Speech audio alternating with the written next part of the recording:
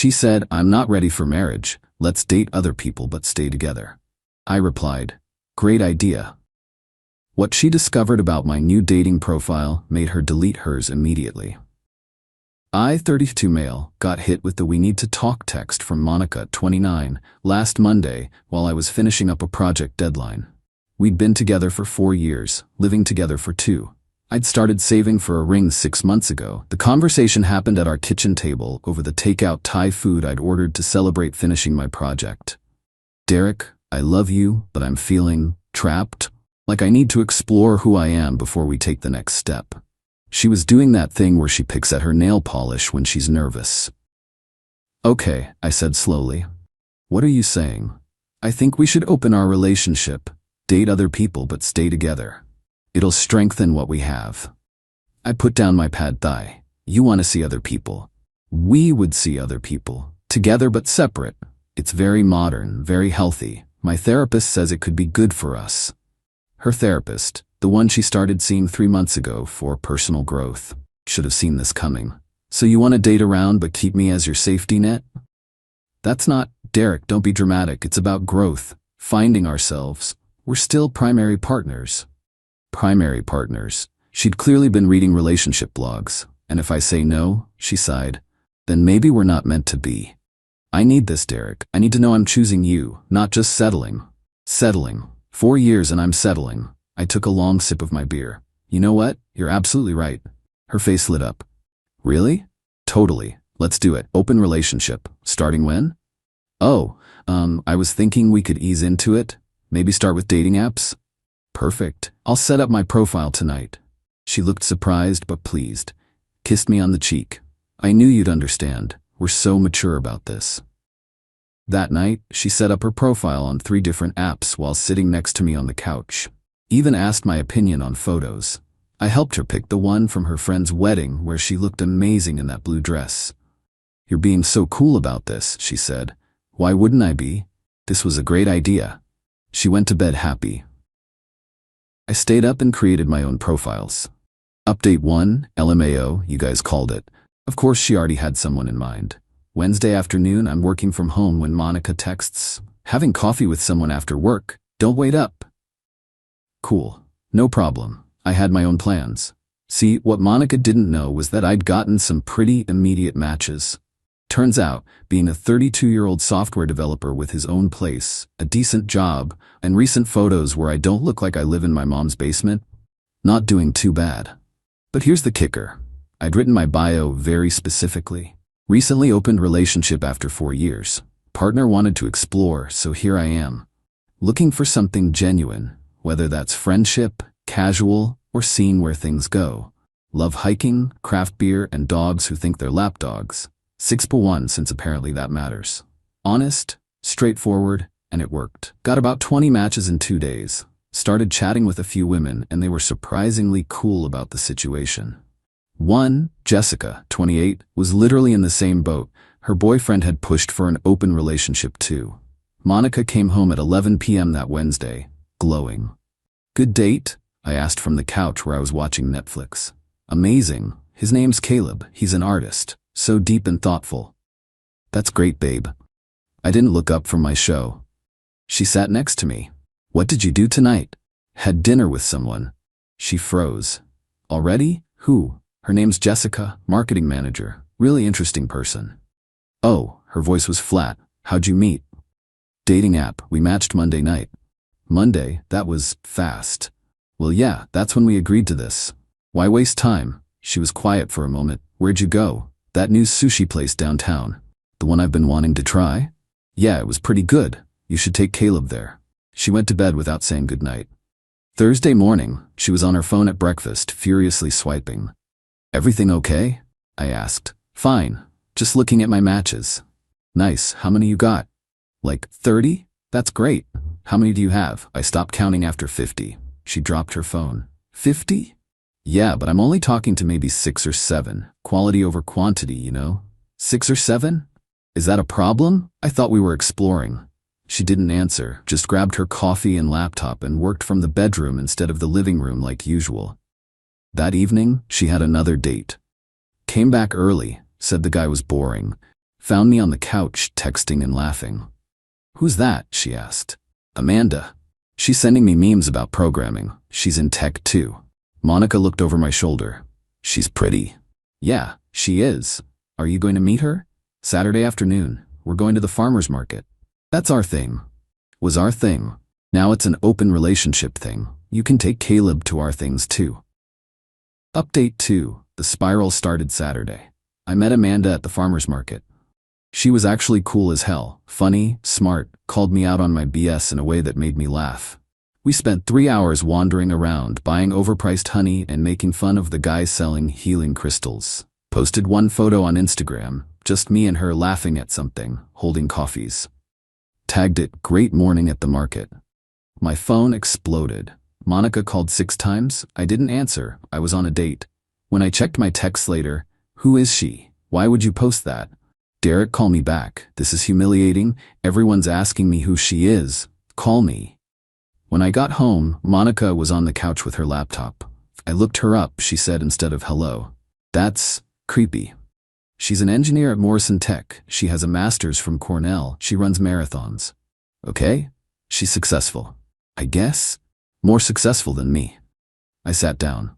"Monica, this wasn't a competition. How many dates have you been on?" 3. 2, but one ghosted me after. "That sucks." She closed her laptop. "I looked at your profile, and you have reviews."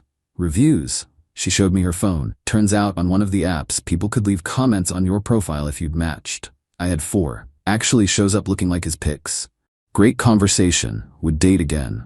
Respectful and funny. Rare combo. His girlfriend is an idiot for letting this one go exploring." That last one was from Jessica. We'd stayed friends after realizing we weren't feeling the romantic spark. "People can see these?" I asked. "Yes, my matches can see these. Do you know how this makes me look? Like someone in an open relationship? Like someone who can't keep her man happy." "Monica, you wanted this." She started crying. I thought. "You thought what?" "I thought you'd struggle. You're an introvert. You hate meeting new people." "I hate small talk at parties. This is different. These women actually want to be there." "What's that supposed to mean?" I didn't answer. Sunday she spent the entire day on her phone, swiping, matching, messaging, set up 3 dates for the week. "I'm having drinks with Noah tomorrow, dinner with Alex Wednesday, and coffee with Marcus Saturday." Sounds busy. "Yours?" "Cooking dinner with Jessica Tuesday. We're trying to make ramen from scratch. Thursday I'm helping Amanda move some furniture. Then we're getting drinks. Saturday, actually Natalie and I are going to adopt a dog together."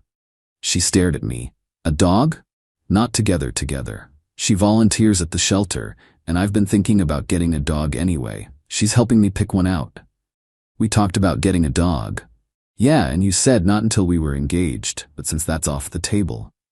She threw her phone on the couch and stormed to the bedroom. Update 3. Monday night. Monica came back from drinks with Noah in tears. He'd spent the entire time talking about his ex. Tuesday, she accidentally scheduled a work call during my ramen dinner, so I had to cancel with Jessica. When Jessica suggested Wednesday instead, Monica suddenly had a migraine and needed me to take care of her.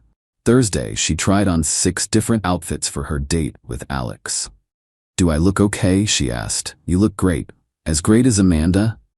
"Different. You're different people. She's younger than me. By a year. She's taller. You're wearing heels tonight. Her job is better." "Monica, stop comparing yourself to her." "How can I not? She's all over your Instagram." She wasn't. I'd posted 2 photos in 2 weeks. Meanwhile, Monica had stories up every day from her dates, trying to look like she was having the time of her life. Her date with Alex went badly. He apparently told her he wasn't looking for anything serious, just fun with someone in an open relationship. "He treated me like I was easy," she cried. "Aren't we all being easy? Isn't that the point of exploring?" "Not like that. I want connection."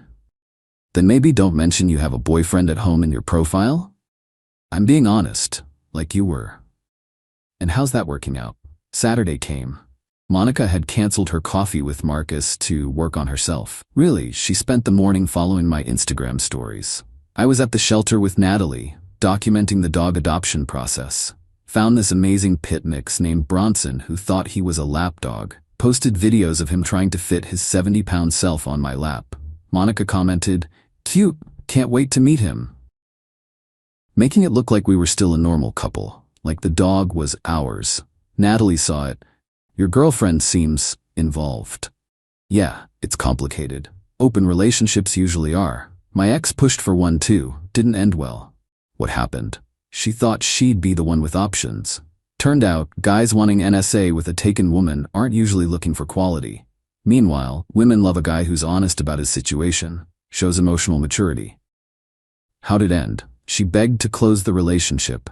I'd already met someone worth closing it for, just not with her."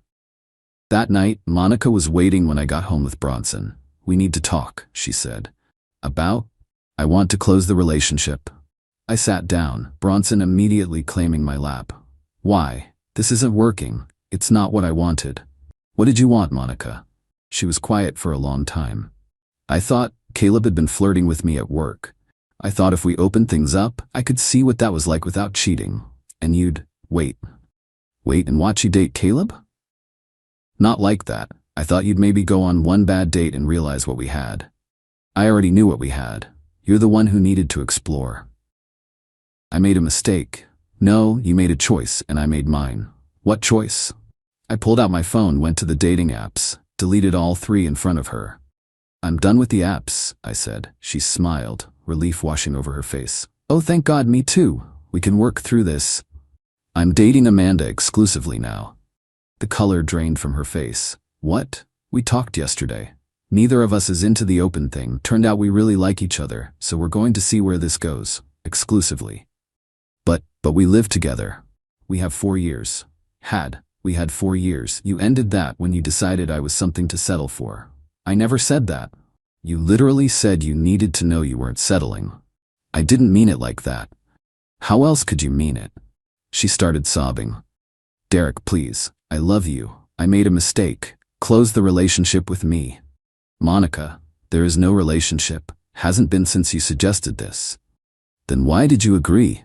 "To see if you'd actually go through with it. To see who you really were. And honestly, to give myself permission to move on." "This was a test?" "No, this was goodbye. I just needed you to see it too." Update 4. The next 48 hours were intense. Monica called in sick to work Monday. Spent the entire day alternating between crying on the couch and rage texting me while I was at work. 4 years down the drain for some girl you met 2 weeks ago. You're throwing away our future. Amanda's gonna dump you when she realizes what kind of person you are. I'm keeping the apartment. That last one made me laugh. My name's on the lease. I've been paying 70% of the rent because I make more. But sure, Monica, you keep it. Monday night her sister Danielle called me. "Derek, what the hell? Monica's a mess. She wanted an open relationship. To spice things up, not to leave her." "Spice things up?" "She wanted to date her coworker. She told me you were controlling and wouldn't let her have friends. Male friends she wanted to sleep with, correct?" "That's not." "She said you agreed." "I did, and then I participated. That's the problem. You're supposed to fight for her." "Why?" "She literally told me she didn't know if she wanted me." "All women say that sometimes." "No, Danielle, they don't. Stable, happy people don't need to date others to know if they want their partner. You're going to regret this." "Already don't." Tuesday, Monica's mom showed up at my office. Security had to escort her out. She was screaming about how I corrupted her baby and ruined her life, and what kind of man moves on in 2 weeks. The kind who was done 6 months ago when his girlfriend started talking about her coworker Caleb every damn day, but stayed because he loved her. That kind. My boss called me in after. "Everything okay, Derek?" Explained the situation briefly. He actually laughed. "My ex-wife pulled the same thing 10 years ago. Wanted to find herself. Found herself single when she realized the dating pool wasn't what she expected. Tuesday night, I came home to find Monica had rearranged the entire apartment. My stuff was piled in the corner. My gaming setup disconnected. My clothes in trash bags. "Since you're leaving anyway," she said. "I'm not leaving. You are. You can't kick me out. I live here. You're not on the lease. I've been paying rent. You've been Venmoing me your portion. That makes you my subletter at best, and I'm giving you 30 days notice. You need that in writing. I pulled out my phone, typed up a formal notice, and emailed it to her while she watched. You bastard. I'm being more than fair. You wanted to explore? Explore apartment hunting. Wednesday, she had a meltdown, a proper throwing things meltdown. Broke 2 plates and a mug. Bronson hid in the bathroom. You ruined everything. Monica, you need to calm down. Calm down. You replace me in 2 weeks. You tried to replace me first. With Caleb. I didn't sleep with him. Congratulations. You still wanted to. I wanted to see if there was something there. And, she went quiet, he has a girlfriend. I actually laughed. Caleb has a girlfriend? Had. They're working through it. So he was flirting with you while having a girlfriend, and you thought that was someone worth blowing up our relationship for? Stop laughing. Monica, this is hilarious. You ended a 4-year relationship to explore something with a taken man who chose his girlfriend over you. But you chose Amanda over me. No, I chose myself over this dysfunction. Amanda's just a bonus.